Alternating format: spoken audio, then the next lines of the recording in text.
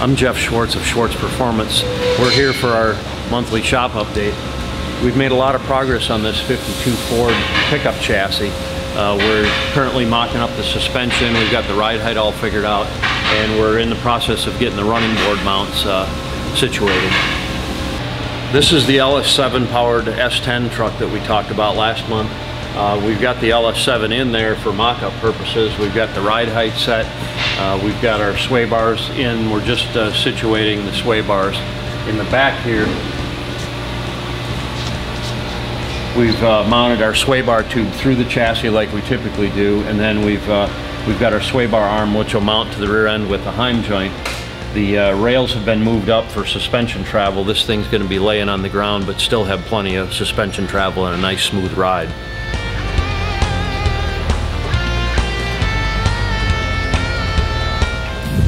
As with all the Schwartz chassis, we have a full floating rear end here. This one has the hub on and the wheel bearings. As you can see, it's got tapered roller bearings here that rotate around the outside of the housing.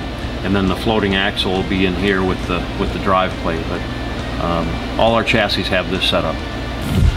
This is our most popular LS7 package. It makes 675 horsepower on pump gas, and it's very streetable and drivable. This one is getting nitrous in addition. And we've got our billet serpentine drive on here as well. This one's black anodized, and then it's got the edges machined off for a kind of an elegant look.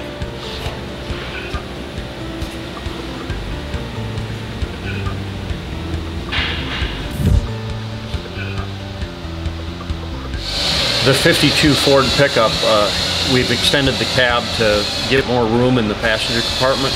So we also had to extend the doors. So these doors have been stretched about 6 inches, and we're currently doing the metal finishing on it and fitting the windows.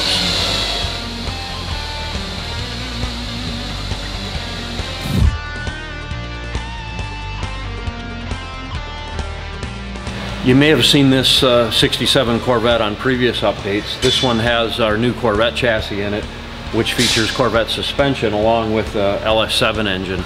We're in the stages of basically building it and mocking everything up, and then once that's done, it gets blown apart for painting and then reassembly.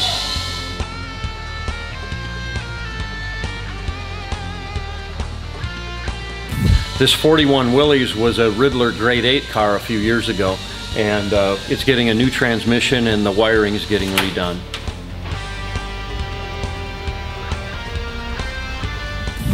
This is our 3rd gen Camaro project. It's an '89 Camaro RS. We really like the 3rd gen cars because they really handle well out of the box, and all they're missing is horsepower, which is real easy to fix. Plus the price is pretty good. This '89 Camaro's got a small block, and you may have seen us put the Demon carburetor on there and the hooker headers on a previous episode, but we're just about ready to fire it up. We've installed a Be Cool radiator, and we fabricated an aluminum upper radiator mount. It's got the dual fans. We're hoping to fire this up this weekend, and we've got coilover struts here. These came from QA1. We've got the Weld racing wheels and the bare brakes. My daughter Justina is going to autocross this car next year, so I'm expecting big things from her. The hood we used on this 3rd gen is a higher rise than the stock hood. It follows the original body line, which runs diagonally across the hood, but it gives more clearance for carburetor or air cleaner or fuel injection, whatever you may have. This hood came from Hawk's 3rd gen, and it's called the Sunoco hood. It's a really great product and really enhances the body line of these cars.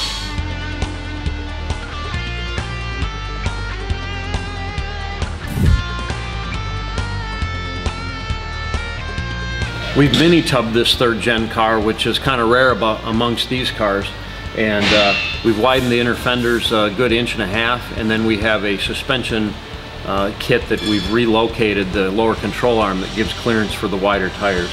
In this case, we've got 315 BFG rivals on here, but a 335 in a normal tire will probably fit. The rivals run a little bit larger than what their tire size indicates, so in this case we were only able to fit a 315. The battery's been relocated to the trunk for better weight distribution. In this case we're using Optima Yellow Top.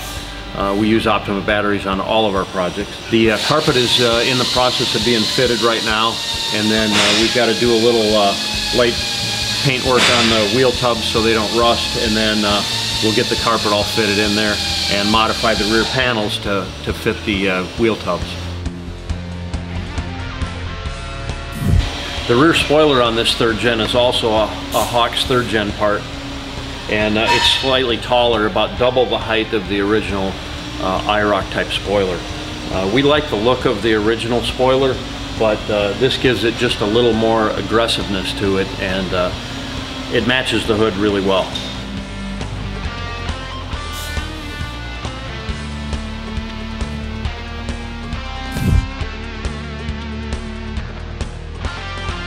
This is that 70 Chevelle convertible we looked at last month that had the quarter panel that was overlapped on top of the original quarter panel. We've now replaced that and are actually installing it at the factory seam location.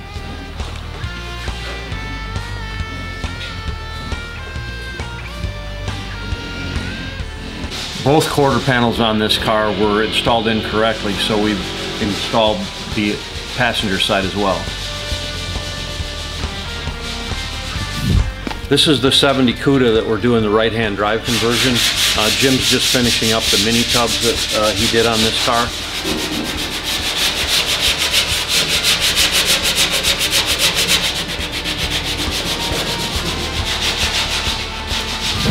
Since this car is getting converted to right-hand drive, we've removed the entire firewall, and that'll get reconfigured with the brake pedal, clutch pedal, and steering wheel on the right-hand side.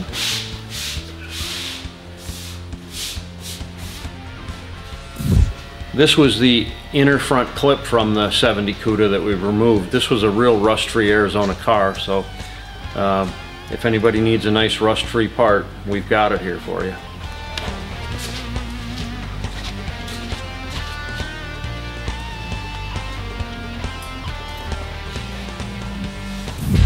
We're at the body shop here. This is the 71 Cutlass we built a number of years ago, and the owner had a little oops at Road America, so we're all back in good order and doing the final jam work, and then it's getting repainted.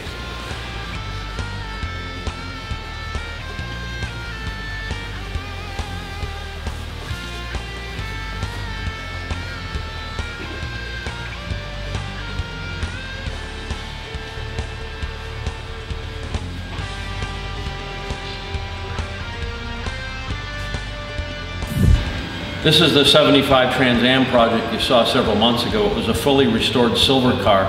This one's getting painted Admiralty Blue, the original 1975 metallic blue color. It's kind of a dark color. We used the year one Bandit flares that are flush mounted.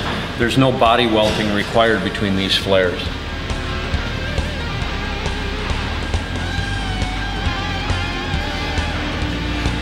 This body's already been mini tubbed, and we have our chassis fitted to it as well. On the front, we've also used the year one Bandit Trans Am front fender flare. It required a little rework to make it fit the 75 body style. We're using a fiberglass front bumper from Texas Trans Ams. These original 75 Trans Am bumpers weighed about 200 pounds. This one here's fiberglass, weighs about maybe 15. And we're going to build a steel structure behind it to mount it so it sits in the stock location.